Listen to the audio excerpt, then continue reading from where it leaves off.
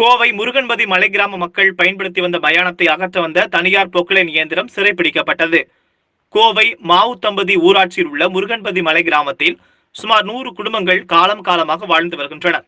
மேலும் அதே பகுதியில் உள்ள 1.5 ஏக்கர் நிலத்தில் அக்கிராமத்தில் இறப்போரை அடக்கம் செய்யும் மயானமாக பல ஆண்டுகளாக பயன்படுத்தி வருகின்றனர். மேலும் மயானத்திற்கு செல்ல அருகே உள்ள ஆற்று வழியை பயன்படுத்தி வருகின்றனர். மேலும் மயான மற்றும் வழிபாதையை முறைப்படுத்தி தர வேண்டும் என கோரி அக்கிராம மக்கள் தொடர்ந்து வலியுறுத்தி வருகின்றனர். இந்த நிலையில் நேற்றிரவு அங்கு பொக்லைன் மற்றும் லாரியோடு வந்த நபர்கள் மயானம் உள்ள இடம் மற்றும் தங்கராஜன்பூருக்கு சொந்தமான நிலத்தில் பொக்லைன் இயந்திரம் மூலம் சுத்தம் செய்ததாக தெரிகிறது.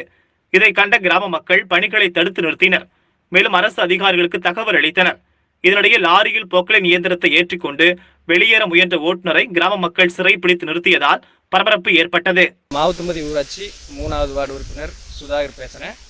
நான் இருக்கிறது முருகன்பதி கிராமம். முருகன்பதி ஒரு மலைவாழ் மக்கள் கிராமம்.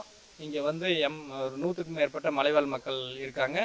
மலைவாழ் மக்கள் குடும்பம் 100க்கும் மேற்பட்ட மலைவாழ் மக்கள் குடும்பத்தோடு இருக்காங்க. மற்றும் சுற்றுவட்டார பகுதியில் ஒரு 150-200 குடும்பங்கள் வசிக்கிறாங்க. இங்கே மயானக்கரைங்கிறது பல காலமாக ஒரு இடத்துல தான் பயன்படுத்திட்டு வர்றாங்க.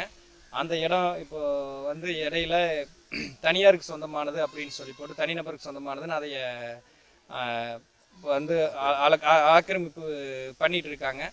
அப்போ நேற்றைய தினம் பொக்லைன் இயந்திரத்தை கொண்டு அதைய மயான கரையை தோண்டிட்டு இருந்தாங்க. அப்போ பொதுமக்கள் சிலர் பார்த்து அதை தடுத்து நிறுத்தினங்காட்டி நிறுத்திட்டு நைட்டாக அதாவது நேற்று நள்ளிரவு அந்த பொக்லைன் இயந்திரத்தை வெளியே கொண்டு போகிறதுக்கு இது பண்ணியிருந்தாங்க. அதை பற்றி தாசில்தாருக்கு நம்ம வட்டாட்சியருக்கு தகவல் சொல்லியிருந்தோம். இப்போ அந்த வண்டியை பொக்லைன் இயந்திரத்தை மக்களோடு சேர்ந்து சிறைப்பிடித்து வச்சுருக்கோம். வட்டாட்சியர் இதுக்கு தீர்வு சொல்கிறேன் அப்படின்னு இருக்காரு. அதுக்காக நாங்கள் வெயிட் பண்ணிட்டு இருக்கிறோம். இந்த எங்களுக்கு உண்டான மயானக்கரையும் அதுக்கு போகிற வழியும் பொதுமக்கள் பயன்பாட்டுக்கு ஏற்படுத்தி தருமாறு கேட்டுக்கிறேன்.